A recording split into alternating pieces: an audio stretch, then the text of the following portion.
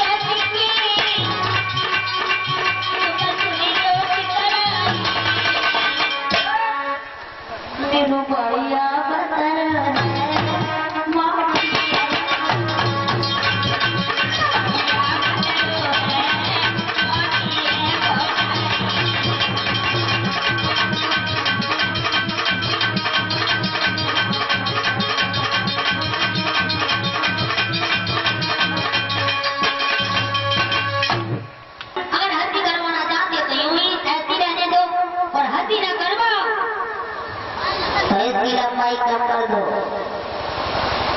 बलराम ने खुशी उनके पास क्या था? क्या था? हल और मूसल साथ लेकर के चल रहे, जो क्षेत्र में कहते हैं धनुकुट्टा। मुझे बताइए, तो सुखदेव जी महाराज कहने लगे कि विदर्भ देश के भूपति और भीष्म के उनकान पांच सुवन उनकी धवल सुंदर रुक्मणी के नाम। बताने लगे कि ही राजा पंचत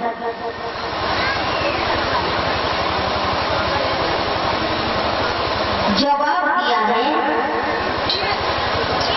राजा भीष्म विदर्भ देश के थे। विदर्भ देश में एक कुंदनपुर गांव था, जैसे बोलते आज भी कुदरपुर। उस कुंदनपुर में राजा भीष्म रहने लगे। 5 पुत्र थे और एक कन्या थी। जब एक कन्या हुई है, उसका नाम था रुक्मणी। और रुक्मणी नाम क्या था और कैसी पड़ा? नारद मुनि ने जैसी सुना कि राजा भीष्म के घर में एक लड़की ने जन्म लिया है, तो नारद ने बीड़ा को उठाया, नारायण नारायण करते हुए चले आए। द्वारे पर आ गए राजा भीष्म के। राजा भीष्म ने बिठाया और जवाब दिया, आइए बैठिए महाराज। और बड़े दिनों में और आज मेरे द्वारे पर तुम्हारे साधु महात्मा मेरे द्वारे पर आए हो, बड़े किस्मत की बात है, सौभाग्य की बात है। और मेरी तो किस्मत ही खुल गई जो तुम्हारे साधु मेरे द्वारे पर आए। आइए बैठिए बैठिए। संत जी से और राजा भीष्म बोली,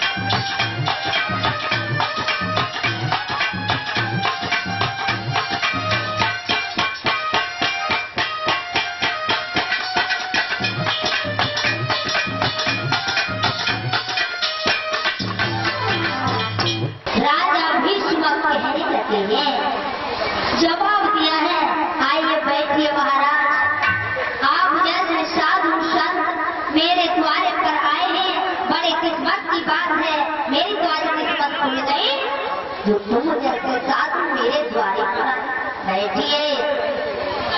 नारद को बिठा दिया और बाद में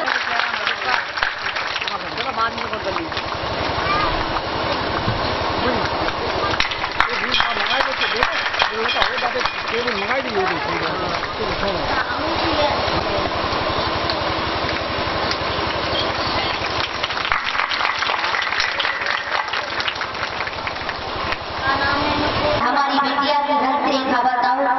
तो नारद मुनि ने बताया कि हे राजन, तुम्हें पता नहीं है, ये तुम्हारी लड़की नहीं है, ये तुम्हारी लड़की नहीं है, तुम्हें पता नहीं है।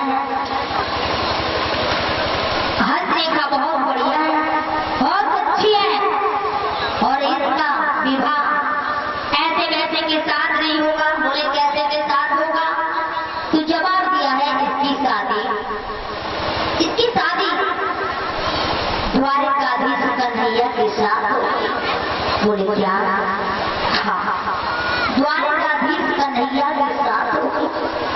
जब इतनी बात सुनी है कि द्वारकाधीश कन्हैया के साथ होगी, राजा भीष्मक उछल पड़े, बड़े मगन, कहने लगे द्वारकाधीश कन्हैया के साथ मेरी बिटिया की शादी, तो मेरी किस्मती खुल जाएगी और कन्हैया मेरे दामाद बन करके मेरे आंगन में आएंगे, मेरा घर पवित्र हो जाएगा, पवित्र हो जाएगा। राजा भीष्मक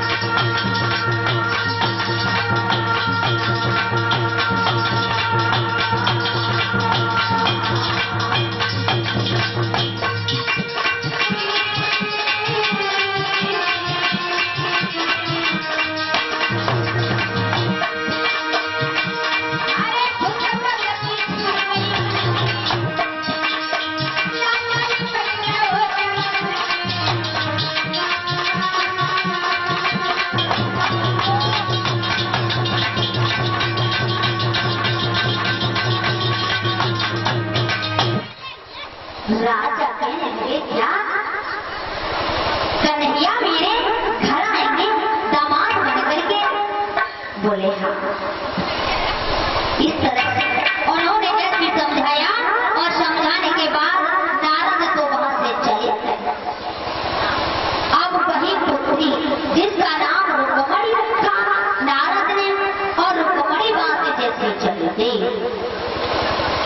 आगे धीरे धीरे बढ़ी है। रुक्मणी आंगन में चलने लगी है, घूम रही है माँ बाप के सामने। नारद इधर चले गए बीड़ा को बजाते हुए। जब नारद चले गए तो वही रुक्मणी धीरे धीरे बड़ी होने लगी, वही रुक्मणी, और बड़ी सुंदर थी, जिसकी बढ़ाई जितनी भी करे उतनी थोड़ी है, जितनी बढ़ाई करे उतनी थोड़ी है। बड़ी सुंदर, बड़ी सुंदर रुक्मणी,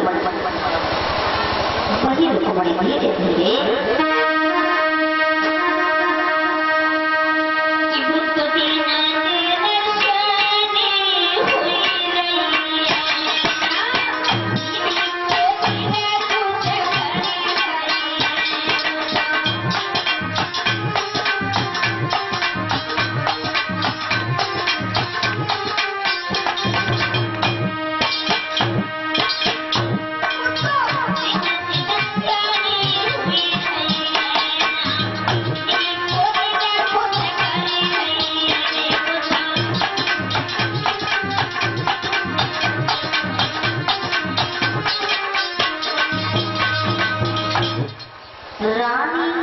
अपनी बिटिया को देख करके बड़ी खुश होने लगी, बड़ी मगन होती है।